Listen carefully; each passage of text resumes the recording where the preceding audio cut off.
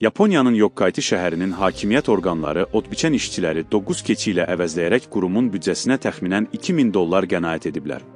Xərclər 800 min yendən təxminən $5000, 500 min yenə təxminən $3,1 qədər azalıb. Üstəlik, bu hələ minimum göstəricidir.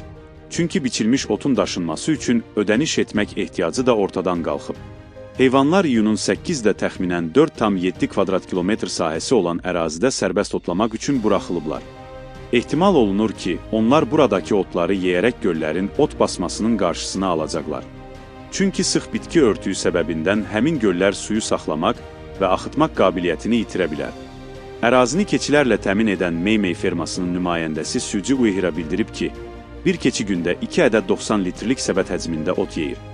Onun sözlərinə görə, keçilər bu cür yaşıllıq ilə qidalandıqda onların peyini xoşagəlməz qoxu vermir. Yokkaytı meriyasından bəyan ediblər ki, əgər bu eksperiment uğurlu sayılarsa, keçilər şəhərin digər rayonlarında da otbiçən maşınlarla işləyən mövsümi muzlu işçiləri əvəz edəcəklər.